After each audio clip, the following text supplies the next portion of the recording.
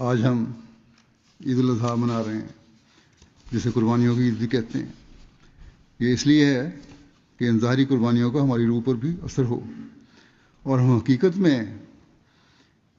اس تعلیم پر عمل کرنے والے بن جائیں جو اللہ تعالیٰ نے ہمیں حضرت صلی اللہ علیہ وسلم کے ذریعے سے عطا فرمائی، اور ہم اپنی حالتوں کو بہتر کریں اور اس زمانے میں حضرت صلی اللہ علیہ وسلم کے غلام صادق کو جو اللہ تعالیٰ نے بھیجا ہے اس کے ذریعے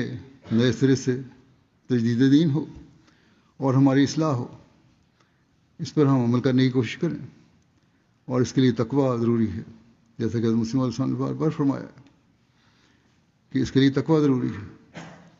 اللہ تعالیٰ نے قرآن شریف میں بھی فرمایا کہ تمہارا خون اور گوشت اللہ کو نہیں پہنچتا بلکہ تقویٰ پہنچتا۔ صرف بکرے قربان کرنے سے اللہ تعالیٰ کا عید الاضحیٰ منانے کا مقصد پورا نہیں ہو جاتا، ایک بندے کا مقصد پورا نہیں ہو جاتا اور اللہ تعالیٰ کی رضا حاصل کرنے والا نہیں بن جاتا۔ ہاں، بکرا ایک ظاہری عمل ہے جو انسان کو اس بات کی یاد دلاتا ہے کہ تم نے بھی قربانی کر کے اپنی اصلاح کرنی ہے، تقویٰ پر چلنا ہے، اپنی روح کو پاک صاف کرنا ہے اور ان باتوں پر عمل کرنا ہے، کرنے کی کوشش کرنی ہے جن کی اللہ تعالیٰ نے تعلیم دی ہے،